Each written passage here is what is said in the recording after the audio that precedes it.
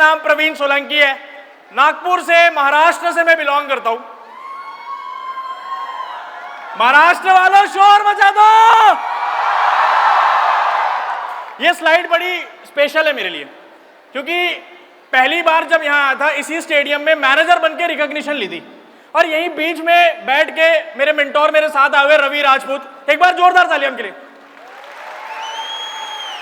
उनसे मैंने पूछा था कि सर ये स्टेज पे टेस्टिमनी देने के लिए क्या करना होगा। उन्होंने मेरे को साथ ले गए और बोला कि सोरिंग मैनेजर बनना पड़ेगा। दोस्तों, नागपुर से आज से 5 साल पहले फॉरएवर स्टार्ट किया था, लेकिन 5 साल पहले जब फॉरएवर स्टार्ट किया था तो जर्नी काफी अलग थी। कुछ लोग, एक लाइन बोलना चाहूंगा, कुछ लोग दुनिया के डर से अपने फैसले बदल देते हैं, लेकिन कुछ लोग ऐसे होते हैं जो अपने फैसलों से दुनिया बदल देते हैं। जर्नी शुरू हुई मेरी, मैं भी आप ही की तरह कॉलेज जा रहा था, नॉर्मल कॉलेज गोइंग स्टूडेंट था। कितने लोग यहाँ पे जो कॉलेज गोइंग स्टूडेंट्स हैं, एक बार हाथ ऐसे कर दो। सेम, सारी चीजें काफी बढ़िया चल रही थी लाइफ के अंदर, सब कुछ नॉर्मल था। लेकिन 2018 के अंदर एक ऐसा टाइम आया, एक ऐसा समय आया कि मेरे परिवार के ऊपर, मेरी फैमिली के ऊपर बहुत बड़ी एक मुश्किल, एक समस्या आ गई। दैट पॉइंट ऑफ टाइम अचानक से मेरी पढ़ाई छूट गई। काफी मन था पढ़ने का, लेकिन वो प्रॉब्लम इतनी बड़ी थी कि पढ़ाई छोड़नी पड़ी, और अचानक से घर की सारी जिम्मेदारियां मेरे पर आ गई। मेरे पापा मेरे से 5 साल दूर हो गए। 5 साल ऐसी जगह जहां मैं उनसे ना मिल सकता हूं, ना उनको टच कर सकता हूं, ना उनको देख सकता हूं। एक ऐसा समय मेरी लाइफ के अंदर आया, मेरी मम्मी ने मुझे बोला कि बेटा, घर का बड़ा बेटा तू है, आज से सारी जिम्मेदारियां तुझे संभालनी पड़ेगी। घर का बड़ा बेटा तू है, आज से सारी जिम्मेदारियां तुझे संभालनी पड़ेगी। और वहीं से सिलसिला शुरू हुआ इस कहानी का। दोस्तों, बहुत जगह पर गया, धक्के खाए, भीड़ में निकला, बहुत जगह पे काम मांगने की कोशिश करी, पढ़ाई छूट गई, काम मांगने लगा। लेकिन मेरे पास डिग्री ना होने की वजह से मेरे को किसी भी कंपनी ने, किसी भी काम ने अपना हुनर, अपनी स्किल्स दिखाने का मौका नहीं दिया। बहुत जगह पे धक्के खाने के बाद अप्रैल का महीना था, कभी जिंदगी में नहीं भूलूंगा, 2019-2020 अप्रैल की टाइम की बात है। मेरा बर्थडे मंथ है वैसे अप्रैल, लेकिन उस समय पे मैं धक्के खा रहा था, जगह जगह पे जाके काम मांगने की कोशिश कर रहा था, बट मुझे कोई काम नहीं मिल रहा था। देखते ही देखते एक न्यू टाइल्स की दुकान दिखी। ध्यान से सुनना मेरी बात को, एक न्यू टाइल्स की दुकान दिखी। उस टाइल्स की दुकान में मैंने सोचा कि नई दुकान है, क्या पता काम मिल जाए। जब उस टाइल्स की दुकान में अंदर गया तो मुझे अंदर जाने से रोक दिया। उन्हें ऐसा लगा कि कोई भिखारी आया है जो टाइल्स की शॉप में अंदर घुसना चाहता है। मैं उस गेटमैन से रिक्वेस्ट कर रहा था कि मैं कोई भिखारी नहीं हूं, मुझे काम चाहिए, मैं काम मांगने के लिए आया हूं। तो उस टाइल्स की जो ऑनर था शॉप का, वो वहां से बाहर निकल कर आया और उसने मुझे अंदर बुलाया। मेरे से पूछा, मेरी हालत देख के उसने मेरे से पूछा कि आपकी प्रॉब्लम क्या है। मैंने अपनी घर की सारी समस्याएं, सारी तकलीफें उससे बताई, और वो तकलीफें बताते बताते मैं उसके सामने रो पड़ा। मैंने उससे हाथ जोड़ के रिक्वेस्ट करी और मैंने बोला कि मेरे को काम की बहुत ज्यादा नीड है, मुझे काम चाहिए। और उस भले इंसान ने मुझे काम दिया। स्टार्टिंग सैलरी 4000 रुपए थी। दोस्तों, 1 साल काम करने के बाद सैलरी बढ़ के 7000 रुपए हुई। और 7000 रुपए ना मेरा घर नहीं चल रहा था। मैं हमेशा से कोशिश कर रहा था कि ये 7000 रुपए में कैसे मैनेज करूं। आई हैव 2 सिस्टर्स, मेरे से छोटी मेरे को 2 बहनें हैं, घर की सारी जिम्मेदारियां मेरे पे थी। मैं कोशिश कर रहा था कि मुझे कहीं से कुछ एक्स्ट्रा पैसे कमाने का मौका मिल जाए। उस दुकान में एक चौकीदार था, मैंने उससे पूछा, मैं कहा भाई तेरी सैलरी 6000 रुपए है, तू कैसे घर मैनेज करता है, तू मैरिड है? उसने मुझे बोला कि यहां से जाने के बाद, ध्यान से सुनना, यहां से जाने के बाद वो चौकीदार की ड्यूटी करता था जहां पे उसको 6000 रुपए एक्स्ट्रा मिलते थे। मैंने उससे बोला कि क्या मैं तेरे साथ चल सकता हूं, क्या मुझे 6000 रुपए एक्स्ट्रा कमाने का मौका तेरे साथ मिल सकता है? वो मुझे अपने साथ ले गया और वहां पे जाके मैं सारी चीजें फाइनल किया। मैं कहा कल से मैं भी आप के साथ चौकीदार की ड्यूटी करने आ जाऊंगा। मैं कहा सुबह 11 बजे से लेकर रात के 8 बजे तक टाइल्स की शॉप में काम करूंगा और रात को 11 बजे से लेकर सुबह के 4 बजे तक चौकीदार की ड्यूटी करूंगा। और ये बातों से मेरे माँ बाप को बिल्कुल भी पता नहीं था कि उनका बच्चा क्या फेस कर रहा है। उस टाइम पे जब चौकीदार की ड्यूटी मांगने के लिए गया तो काम तो मिल गया, लेकिन उस दिन जब वापस लौट रहा था ना, मन में बहुत सारे डाउट, बहुत सारी निराशा थी कि यार जब मैं चौकीदार के कपड़े पहन के निकलूंगा, मेरे दोस्त क्या सोचेंगे, मेरे रिश्तेदार क्या सोचेंगे। एक जवान खून, एक जवान लड़का जब निकलेगा चौकीदार की ड्यूटी पहन के, जो हमेशा वो एक टाइम पे ऐसा क्या हुआ कि आज प्रवीण सोलंकी यहां तक पहुंच गया। कितने लोग जानना चाहते हैं इसे?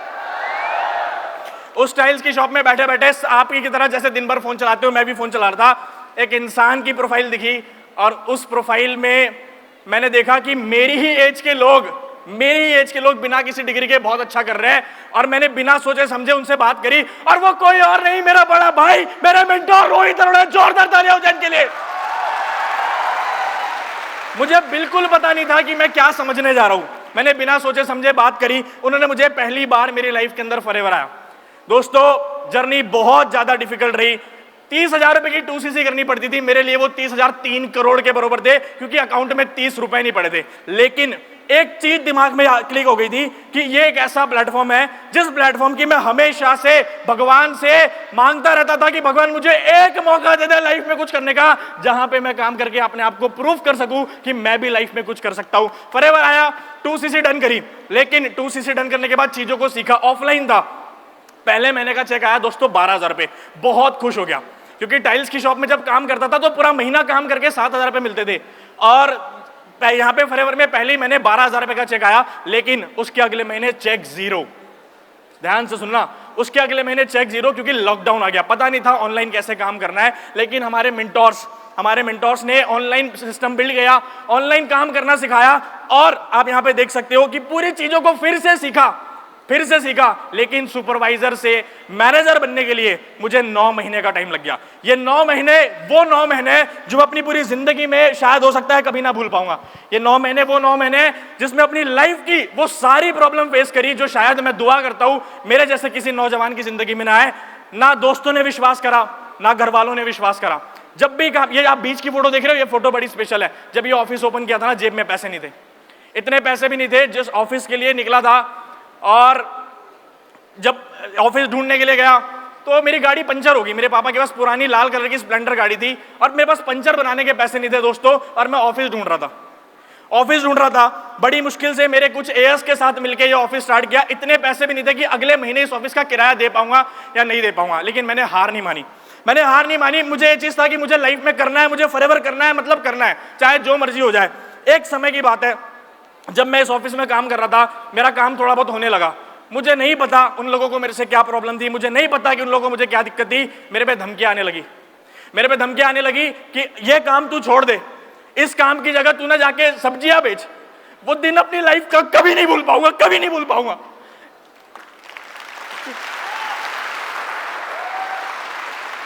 कुछ ऐसे लोग थे, आई डोंट नो क्या प्रॉब्लम थी उनको मुझसे, बट कुछ ऐसे लोग थे जिंदगी में जो नहीं चाहते थे कि मैं फॉरएवर करूं। आई डोंट नो उनकी क्या प्रॉब्लम थी, बट मैंने ठान लिया था। मेरे पे हंसते थे, मजाक उड़ाते थे। जब मैं जाता था मेरे को बोलते थे बिजनेसमैन आया, जेब में 20 रुपए नहीं पड़े, बातें करते रहता सारा दिन। और वो चीजें ना मुझे तीर की तरह चुभती थी, लेकिन मैंने सोच लिया था कि इनको मैं किसी को भी अपने मुंह से जवाब नहीं दूंगा। मैं इनको जवाब दूंगा अपने काम से, अपनी कामयाबी से, अपनी तरक्की से।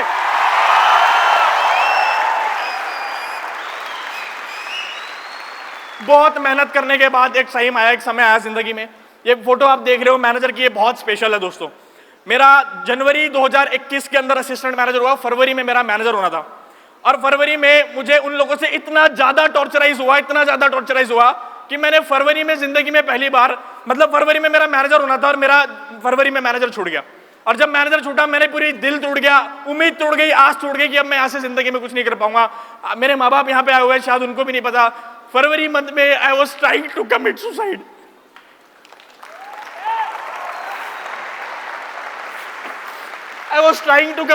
की मेरे से नहीं हो पाया, क्योंकि मैंने बहुत मेहनत करी थी मैनेजर करने के लिए, सब कुछ दाव पे लगा दिया था। 12 घंटे, 15 घंटे, 20 घंटे काम किया था, लेकिन उनकी प्रॉब्लम की, उनके टॉर्चराइजेशन की वजह से मेरा मैनेजर छूट गया। और मुझे लगा कि बस अब खत्म हो गया, अब मैं इसमें कुछ नहीं कर पाऊंगा। लेकिन मैंने हार नहीं मानी, बाउंस बैक किया, मार्च महीने के अंदर मैनेजर करके दिखाया। वहां से मैनेजर हुआ, अपने मेंटोर को फोन किया कि सर मैनेजर हो गया, फिर वहां से पलट के नहीं दिखा। मिलीनियर्स क्लब हुआ, सीनियर मैनेजर हुआ, कार प्लेन हुआ।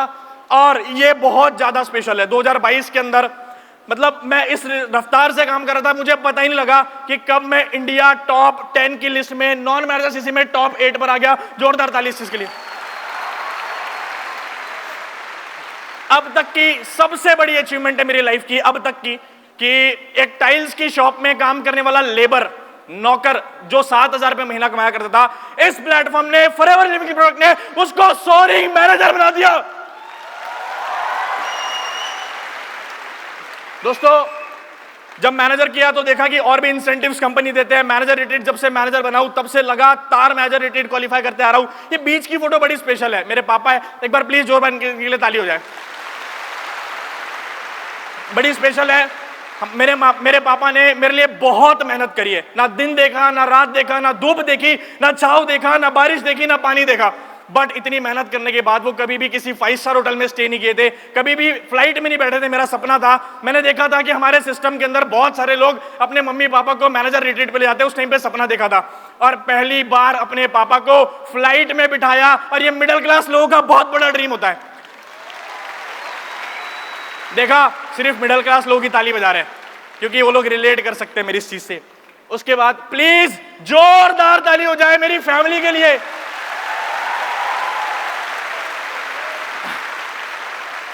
आज मेरे को फॉरएवर करते हुए लगभग 5 साल पूरे होने वाले हैं और पहली बार इन 5 सालों की जर्नी में मेरे मम्मी मेरे पापा दोनों साथ में आए हुए और ये सामने बैठे हुए वीवीआईपी में। जोरदार ताली हो जाए। एक बार खड़े हो जाओ मम्मी पापा प्लीज। मेरे मम्मी पापा they are very happy now I think. यार मैं आपसे तालियां बजवा रहा हूं, लेकिन ये वो स्लाइड है जिनके बिना मेरा यहां तक आना नामुमकिन था। प्लीज रिक्वेस्ट है, प्लीज इतनी जोर से तालियां बजाना इन सबके लिए कि ये पूरा स्टेडियम मिल जाए। Biggest thank you, biggest thank you to my brother Nayan Jagwani, mister Krishna Tarang Arora. जोरदार ताली हो जाए इनके लिए।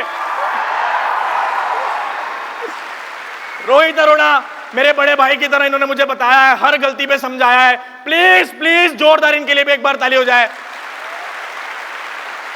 मिस्टर रवि राजपूत, जिनको मैंने पूछा था कि स्टेज पे आने के लिए क्या करना होगा, उन्होंने मुझे बोला था सोरिंग मैनेजर। शायद उस टाइम पे वो ना बोलते तो आज मैं यहाँ पे ना होता। प्लीज इनके लिए जोरदार ताली हो जाए, बीच में ही खड़े। 3 टिप दोस्तों मैं देना चाहूंगा अपनी लाइफ की आपको। 3 टिप ऐसी टिप्स है, इन 3 टिप्स को यूज करके आप बहुत अच्छा बिजनेस बिल्ड कर सकते हो। पहले, always always always remember your why. Always remember your why कि आप क्यों फॉरएवर करना चाहते हो, क्यों कामयाब होना चाहते हो। सेकंड चीज, अपने इसी वक्त या इस हॉल से जाने के बाद फॉरएवर के अगले 3 साल प्लान कर लेना कि आने वाले 3 साल में फॉरएवर में क्या क्या अचीव करना है। तीसरा, get ready to face every challenge, क्योंकि कामयाबी की राह में जब भी निकलोगे सबसे पहली जंग कुदरत से होगी और कुदरत टेस्ट करेगी। झुकना नहीं है, लड़ना है।